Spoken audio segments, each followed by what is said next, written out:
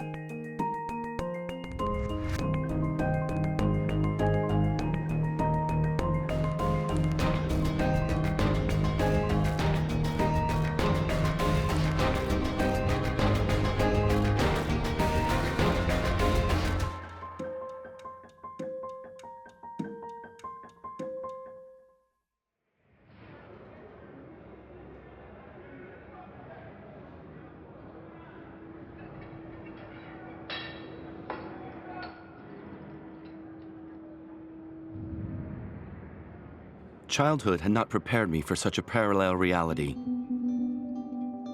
I was born in 1880 in the comfort of a bourgeois family from the outskirts of Mâcon in eastern France. My father was an honest man who worked in the noble profession of the wine trade. My brother and I were rigorously brought up by my mother to adhere to good manners. I believe I made them proud by choosing a career as an army doctor. Here I am in my early days, in 1903, in our beloved French Indochina, where I specialize in ophthalmology.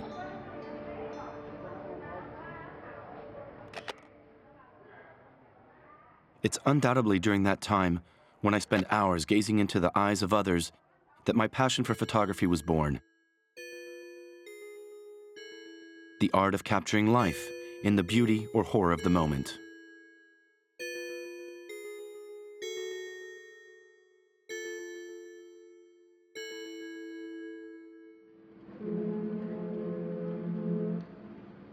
In 1906, I'm assigned to the Loire, a ship which will transport convicts to French Guiana. I will have all sorts of illnesses to treat, and even injuries if they end up fighting amongst themselves.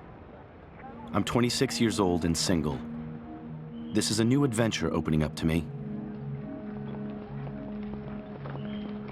At Saint-Martin-de-Ré, I can hear the clatter of the prisoners' feet on the cobblestones of the quayside. They're already wearing the hobnailed boots of convicts. They look like badly dressed children in their parents' clothes. Curious onlookers have come from afar to watch the procession of this human herd. The spectators and I are certain of one thing. If these criminals have been convicted, it's because they've deserved it. If they did wrong, they should be punished. All the arrogance of the world shows in their eyes. They're afraid of nothing, neither the ocean nor French Guiana, even less so their bad fortune.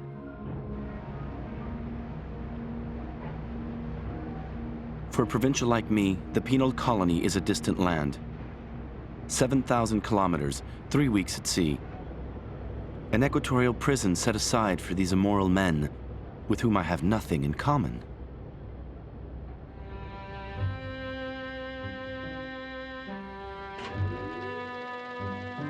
The prison colonies were created in 1854. Prisoners of all kinds, whose status varied enormously, were detained there. Some of them, called the deported, were sentenced by the courts to forced labor. Others, called the relegated, were repeat offenders, considered irredeemable, whom the authorities wanted removed from society after their third conviction. The latter weren't subject to forced labor, but were obliged to work for the prison administration. In this way, French society, where social tensions were ever increasing, was freed of thousands of individuals, both petty criminals and other marginal characters considered undesirable.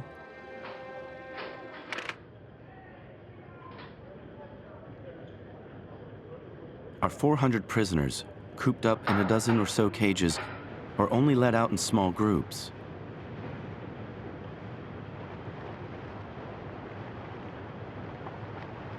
A few of the deported, carrying out the ship's chores, allow themselves to be photographed.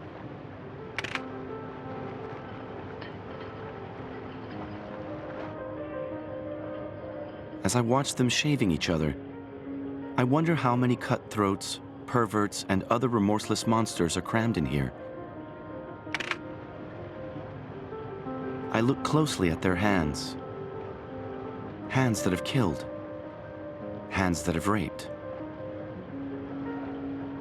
From the major criminal to the simple thief, they all dream of escaping, to cut and run, as they say. Their cunning knows no bounds. During examinations, I discover that some of them are prepared to hide small oval cylinders in their rectums, made of wood or polished zinc, in which they keep gold pieces, a file, or anything else which might be useful in the event of escape. The rectum is, to some degree, the convict's safe.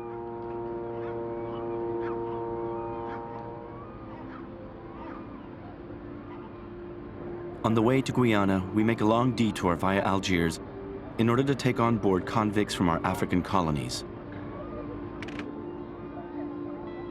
Arabs, Kabyles, French Algerians, blacks from Sudan and Madagascar, I estimate 200 in all.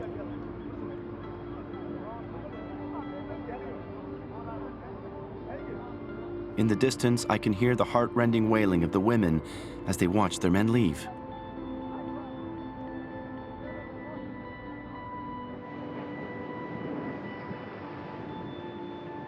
Friendly, bearded Captain Dano commands this floating prison with composure and is eager to talk of his memories. He has spent 20 years in his job, transporting the country's worst offenders. He often tells me about Joseph Plaigneur, known as Mandat, a Parisian pimp notorious for having attempted to murder a certain Léka. Both had been arguing over a young prostitute nicknamed Casque d'Or, Goldilocks. Their rivalry brought about gang war, and now here they are, the two Apaches both in prison. The figure of the Apache occupied an important place in people's imagination at the time. It was the name given by both the public and the press to the troublemakers accused of turning French towns into the Wild West. The Apache was uncontrollable, always on the wrong side of the law or on the lookout for a young girl to exploit. Mindful of their attire, wearing scarf and cap, they frightened the bourgeoisie and acted the kingpins at all the dance halls. C'est un mauvais garçon, il a des façons pas très catholiques. On a peur de lui quand on le rencontre la nuit. C'est un méchant petit gars qui fait du dégât, il faut qu'il s'explique. Ça joue du poing, de la tête et du chausson, un mauvais garçon.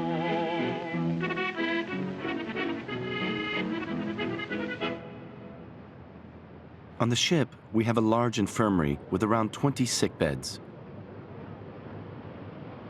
Every morning, during visiting hours, they're allowed to make the most of the sea air. Many of those whom I examine speak a vastly different language than academic French. The Parisians are masters of backslang and don't say Paris, but Pantrouche. And they don't say bullet, but pruneau, prune. They all worship Mandat, the hero of underworld crime. When they take their shirts off, I see their tattoos. Brightly colored pictures which indicate a fragile state of mind, the desire to be noticed, yet which I capture on film with an ethnologist's curiosity.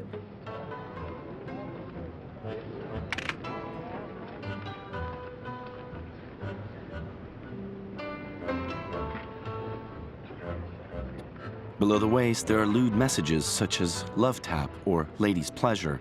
Higher up on their chests, live freely or die.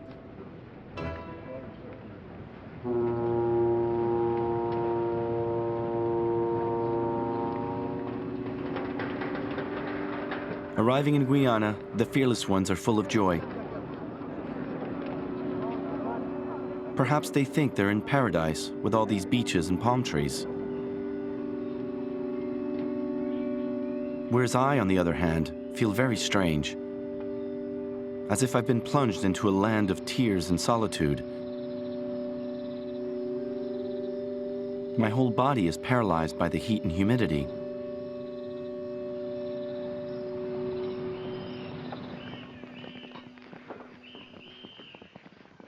All those whom I knew on board are quickly separated and led to different areas according to their sentences.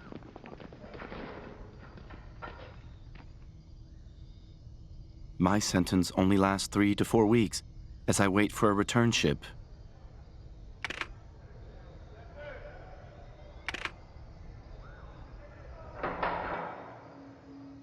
I use the time to carry out short medical missions alongside my colleagues who are here all year round.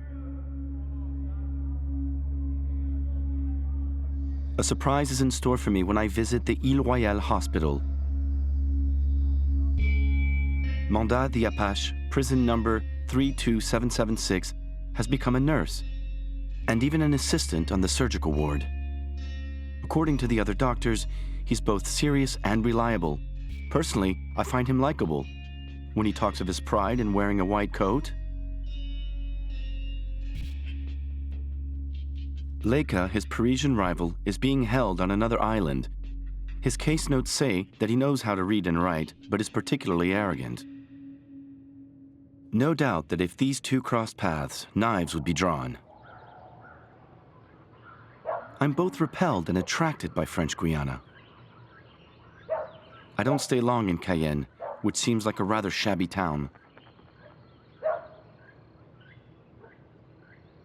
It'll take me some time to master the customs of this far-flung part of France and grasp the nuances between the many different areas, prisons, work sites, labor camps, and all the different categories of prisoners.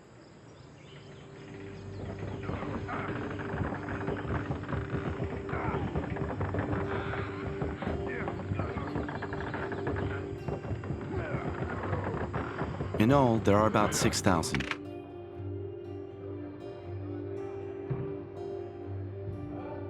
To my great surprise, many of them are willing to have me as company.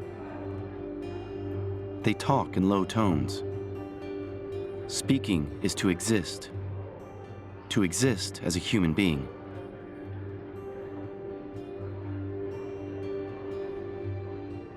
Their first words are about Guiana, the man-eater.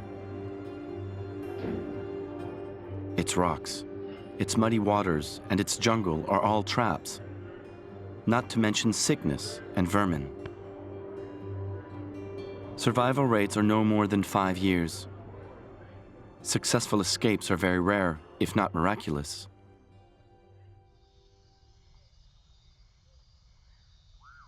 Perhaps this is why I too feel trapped, as if an invisible schoolmaster has ordered me to observe my surroundings and to put it all down in writing.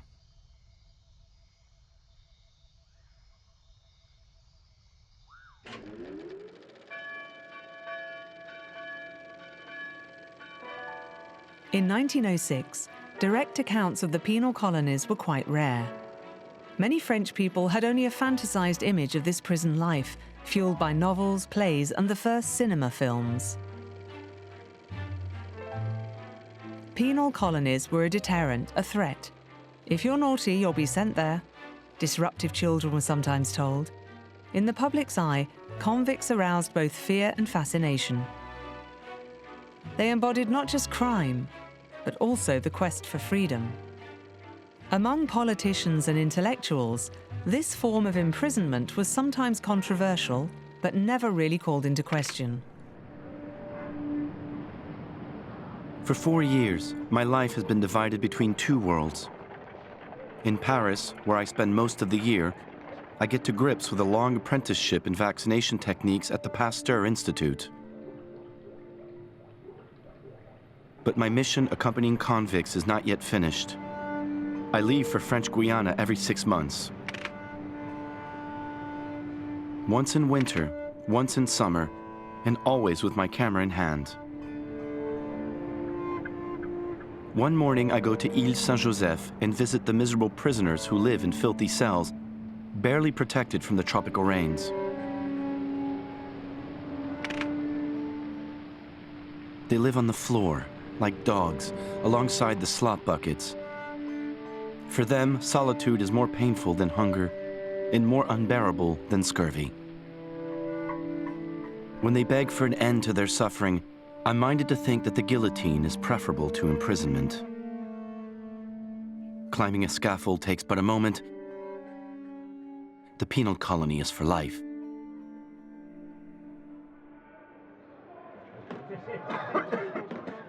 In other places, the worst scourge is promiscuity, bodies forced to be in close contact with other bodies. A number of convicts succumbing to the basest of instincts give themselves female first names and have carnal relations with those stronger than them. Is this the moral improvement, the road to atonement that justice claims to seek through penal colonies? I've even seen some who actually live as couples. For example, the young Parot, a most vile murderer, has become the lover of his accomplice, Brancherie, a simpleton dominated by his unnatural desires.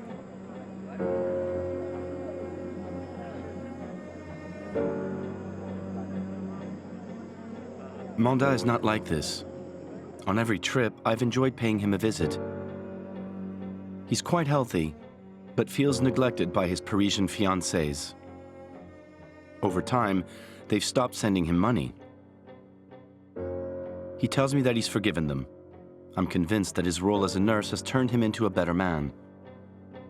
His colleague Brière, who works in the dispensary, sets an even better example. Sentenced to prison for having killed 5 children, this peasant claims his innocence with remarkable dignity. I have to admit that I tend to believe him.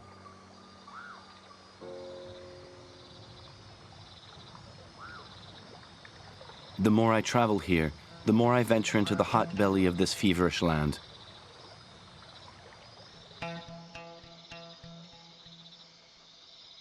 The most striking place is the Charvin penitentiary camp, holding 200 of the worst criminals in the heart of the swamp. Regulations oblige them to undress each other and to await their medical examination, naked, under the midday sun. They're no longer men, but half corpses ravaged by mosquitoes. One of them dies before my very eyes, with his exhausted companions barely registering any surprise. I automatically take the photo without really thinking about it, and it's as if it was imprinted in my mind forever. I can't wait to get back into the boat and escape.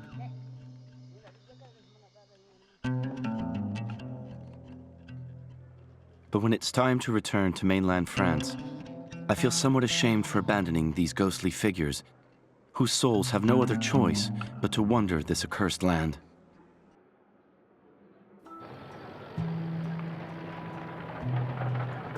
In 1910, Providence prevents me from setting foot in this purgatory ever again. On returning to Paris to finish my training at the Pasteur Institute, I make the acquaintance of Germaine, an elegant and sweet young woman. She is from a distinguished family with no connection to the medical profession. My beloved parents are overjoyed at our marriage. Germaine is the perfect wife, willing to follow me wherever my career as an army doctor takes me. is to be New Caledonia for a vaccination campaign for the indigenous population.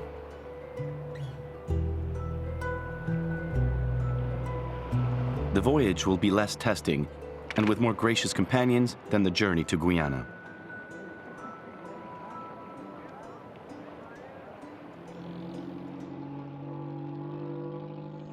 In Numia, we'll be living in a colonial house where we can sit and converse in the cool shade.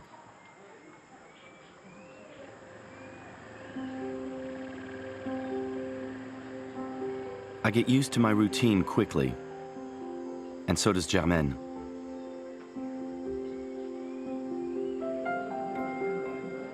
She's not afraid of accompanying me on my vaccination visits.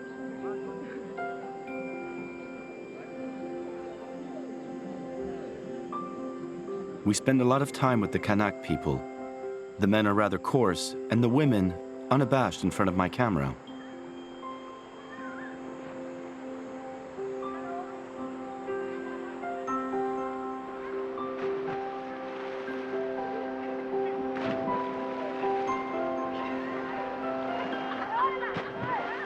But it would seem that my fate is forever tied to convicts.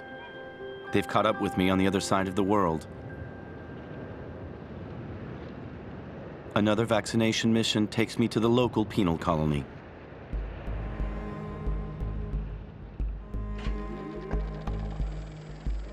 New Caledonia, the French territory neighbouring Australia, was for a long time seen as France's main overseas prison. Its penal colony was famous for having detained many political deportees. In 1897, prisoners were no longer sent there, as the authorities considered that conditions for inmates were too lenient. In 1910, there were still 4,000 men there. 3/4 of them were supposed to be free, but either were not entitled to or had the means to leave the island. My visit, which the authorities view in a dim light, takes me to the deprived areas that they pretend don't exist. Here, the penal colony is dying a slow death. I think it'll take years, until the veterans have passed away, for it to finally close its gates.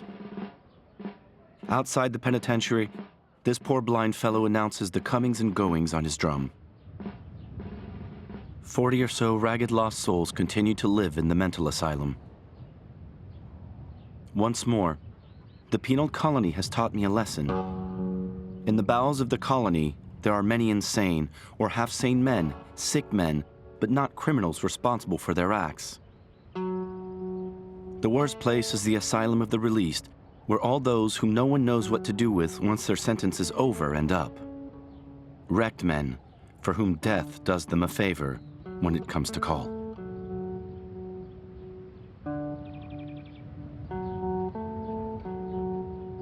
Solitary men, looking for rehabilitation in the eyes of a compassionate man. And I surprise myself by becoming that man, even with lepers.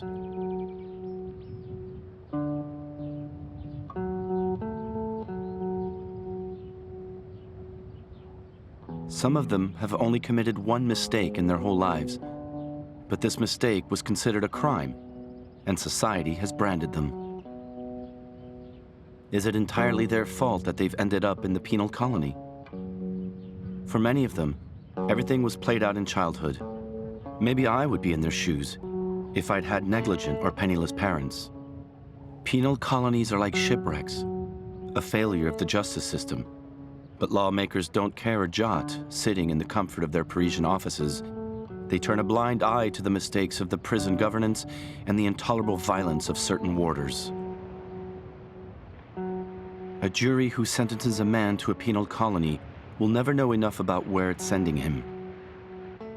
To understand this, you simply have to get close to the man, look him in the eyes, and find his essence, his humanity.